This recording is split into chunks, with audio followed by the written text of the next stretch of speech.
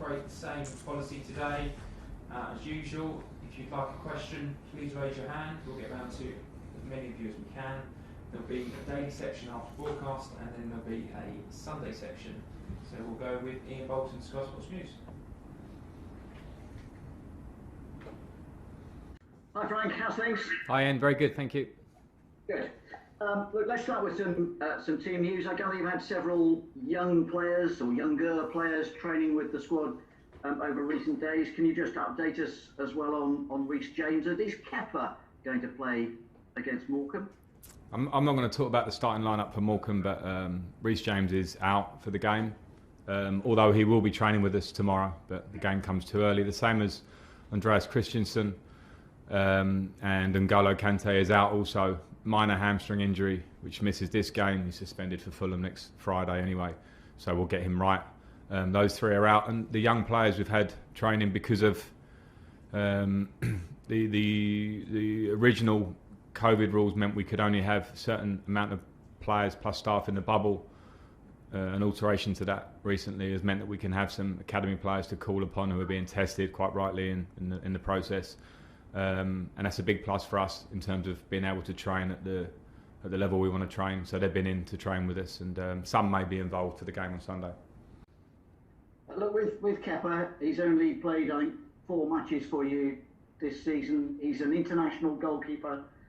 Look, the window is open. Do you still see his future very much as a Chelsea player, or is this perhaps an opportunity that might suit both the club and him if he were to go elsewhere?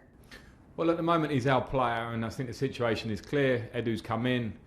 He's been playing pretty much regularly as a number one for us, and I think with Kepa, when he has come in the latter Champions League game and did well, he's trained really well. He's trained really well, and his attitude around the place has been brilliant. So I won't be drawn on that one at the moment. He's our player. We'll see how January goes, but I certainly don't want to be alluding to what might or might not be. With the new strain of COVID around, I gather the Premier League has written to all clubs with a sort of updated protocol.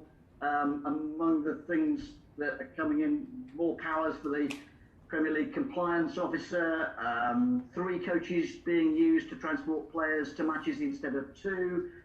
All substitutes on the bench have to wear face masks, and they'd like to limit further the number of people on site at training grounds. Do you welcome that or not? No, I certainly welcome the thought process, because we're in a different situation again, and anything that is taken any measures taken for health and safety, we have to take very seriously, and we do. I think as do all Premier League clubs. There's always a balance. Every training ground looks different. It's important that the Premier League come down and interact at those training grounds to see the facilities, to see how it's been run. And I think if there's a rule for one, it pretty much should be for everybody to keep fairness.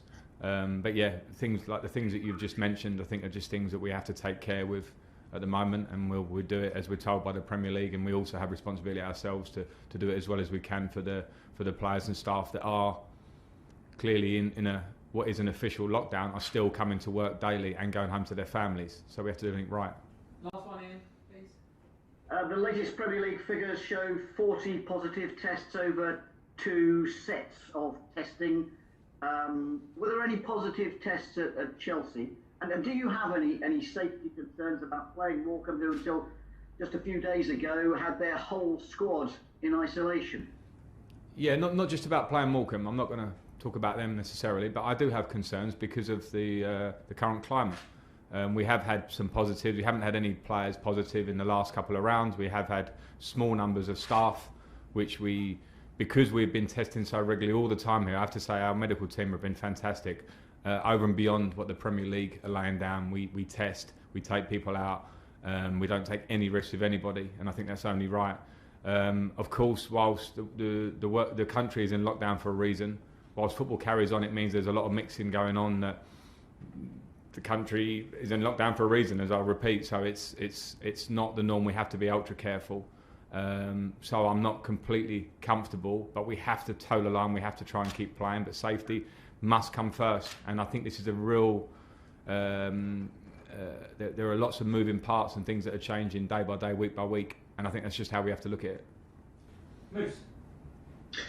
Hi Frank, how are you? Hi, good, thanks, Moose, good. Can I ask you what you made of Sean Dyche's comments yesterday about the vaccine, and maybe to keep football going and to save some money because of testing, that footballers maybe should be bumped up the list in terms of when they get the vaccine? Well, firstly, I think I want to give Sean some credit here, because I think that the way you've said that comment, I saw his comments, could come across very badly. And as I listened to Sean and thought he was pretty clear about it, I think he said it with all the right reasoning. From the point of view, I've just been talking about lockdown happening in the country, but lockdown's not happening in football. So some people say, well, why not, and all these things. Now, if players and staff, we have 85 people in our bubble when you include the young academy players, and as I say, some staff who are of different ages, different healths, different families, different situations. So I understand that we are in very difficult times. In terms of the vaccine, I think my personal opinion, where we are so early in this process, and I do listen and I do read and I do watch the news, I think it's so important that we absolutely prioritise, as the government are doing, people that are in vulnerable situations, to get the vaccine first. I think that has to come first and foremost. Morally, I think it has to. Practically, I think it has to. And there may be a time down the line where we look at sports, but I don't think it's that time right now, personally. But I absolutely understand, and I think it's important that people are not scared to stand up and say something which they think. And I think, well, Sean's not that type of person, but I think it's a valuable debate. My opinion is it shouldn't happen now. Can I talk some football with you as well? Yes, please, yeah. Okay, first question. I was at Chelsea 2, Bradford 4 in the FA Cup, which I think is probably one of the biggest shocks I've ever seen personally. And I remember, although you didn't play, you were part of the Chelsea team that lost 1-0 at Barnsley in 2008. So Sunday is not a foregone conclusion, is it, Frank? No, it certainly isn't. And if you remember how that season ended against Bradford for Chelsea when they lost that game, all Chelsea fans do. So no matter form, no matter team, no matter status, the FA Cup has a magic that's been there forever, which means that underdogs will turn up, will try and win, will make things difficult for you. Considering our current form, of course, we have to be even more on guard and worry about ourselves and get ourselves playing well. Because if we play well and we do our job right, then we will win the game, I believe. But we have to respect Morecambe and respect the FA Cup. One last one from me. I mean, you maybe are under a little bit of pressure because of the results recently. You can decide whether you are or not, rather than me. But in terms of some of your players, like Timo Werner needs a goal. So is your consideration, if I play him against Morecambe, really someone of that calibre should score so he'll get his confidence back? Or is your consideration he maybe needs to rest to get his confidence back, to take him out of the firing line? How many big decisions have you got to make? Well, to be honest, Moose, with a squad of 20 plus, a big squad of players, I have those decisions every week in different ways. So without isolating, you mentioned Timo as an example, but without isolating one player, I'm always thinking of form and fitness and what it means for the group and what it means for the individual, and that's part of my job. So I understand the point. I will take a view with Morecambe. Firstly, can we win the game? First and foremost. Secondly, are there players that need a rest? Are there players that need minutes? Are there players that need confidence? Because confidence has been hit with a difficult patch you've had recently. So I'll kind of try and balance that out through the team, but I'll pick a team to try and win the game. John Southall, 5-1. Thank you. Hi Frank. Hi Frank. How you doing? Hi John. Hi. Just talking about the confidence of the players, have you noticed a difference at all in them around the training ground? Has their confidence been hit, do you think, by what's happened over the last month or so? I think it's normal that in a difficult time, football relies so much on confidence individually and collectively. And the easy times are when confidence is flowing, 16 games unbeaten, coming out of leads, everyone is fine, everyone is happy, people move the ball well, pressure doesn't affect them on the pitch, they receive it and move it well. And it doesn't take long sometimes for that to change. That's top level football. So I'm not surprised to see some moments like that in game, in training. And of course then players become, they need a lift. That's my job, that's the staff's job, that's their job, because there's only way out of a dip in confidence, and that's to work hard. I don't know any other way out of a lack of confidence than to sprint your way out of it and fight your way out of it, because those are the rules of football. So you shouldn't be in this game unless you understand those moments come, and the players know that. I've been very clear with them on that, and that's where our challenge is. And just 2 points on that. Does it make your job harder? Because obviously when you're winning, it's presumably easier to keep everybody happy, but when you're not, maybe not so easy. And how does it affect you? Are you a kind of person who can just put the pressure to one side and kind of ignore it, or does it get to you as well? I think on the first point, when you have a squad as big as we do, it means I probably have more non-starters than I have starters every game in our squad, and it's only human nature that players find that tough.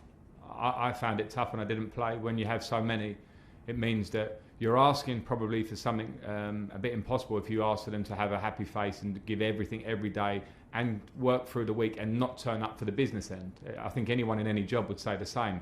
You wouldn't turn up if you did your research all week and then someone took this interview away from you or a piece, or you didn't go to the game. I think that's really normal. So that's always a challenge, and I think in difficult times those challenges are always heightened for me and for the players. So that's something that we need to, if there is a little bit of edge around those times, good. Let there be edge. Let people show that they deserve to be in the team, train the right way, act the right way, and get in the team and stay in the team. So that's part and parcel of having a squad. In terms of myself, I have to say I came into this job to expecting pressure, and I have to say that my personality means that I'm weirdly quite strange. Probably you probably have to be to do this job at times, but when things are going well, I put more pressure on myself because I don't like things going well, because I worry what's around the corner. I worried about complacency. With the unbeaten run, I was constantly under pressure myself about people telling me how great we were. Now I find this more challenging in a good way in terms of my job, because I can find out more about myself. I can find out more about every member of the team, every member of the staff, and it actually makes my job more exciting. Now, of course, I understand the pressure heightens because I understand the expectations of a club like this, but I love doing what I'm doing, and I never expected an easy run in this job. I've come to a huge club in Premier League and world football in the process of a rebuild. That was never going to be an easy run, so I have to expect these situations. Okay, last two in this section, Nick Jewell and then Nizar to finish. Nick. Frank, you say about that, that it's you find it more exciting. If you can sort of project that energy to your players, that will help as well, won't it, to sort of carry through a difficult time. And just on Andreas's injury, good news then that if it's not a serious one, because obviously, and also he got perhaps a little bit of unfair stick, did he, for the, because am I right in thinking that the injury was from the challenge again in the Villa game, and he obviously did have an injury. He wasn't just staying down for the sake of it or anything like that. Yeah, I'll put that right straight away. The injury was absolutely from that moment in the Villa game, and it was probably typical modern day reactions where Andreas takes stick. He's been out, he's injured. The injury isn't too bad, which is the good news for him. So he'll be back training with us tomorrow. And then the first part of the question, I mean, yeah, it's my job to be like that. I have experience of, I don't think there was a season that I played at this club, for all the success we had over the years, where we didn't have difficult moments and meetings and a defeat or a double defeat or whatever, a run of patch, the bad month, the bad period. It's part and parcel of being a player. So I'm the first one that has to be positive and get excited about losing games is the biggest chance to improve in football. So it's the biggest chance to get better. And when you're a squad that's growing and young and new and players that are coming in, those are the moments that test them and make them better players. I can't sit here and say I have absolute belief that Kai Havertz and Timo Werner and Christian Pulisic are going to be top-level players as they reach and arrive in the prime of their careers. If I say that it's going to be an easy run from them, it's impossible in football. So I have to be the one that states that to them, keeps their chin up, keeps them working, understand the reactions needed in tough moments. And then the rest is down to them, because players will always be the ones that get you out of those moments. They have to go and perform. Last question is on. Hi Frank, am I right in thinking there's 5 academy players who've sort of stepped up into the bubble? I just wanted to talk about them really and see what they brought to training and what excites you about about them and their abilities and the potential for them to play. Maybe going through each one who's been called up. Yeah, I mean, we've called up both Tinos. We've called up Jude, who's been scoring goals in the youth team. We've called up Lou Bate, who's trained with us before. We've called up Henry Lawrence. Sorry if I'm missing any, but they've been training with us all week. It's great experience for them. It's something that I wanted to do and was able to do last year at the club pre-restart.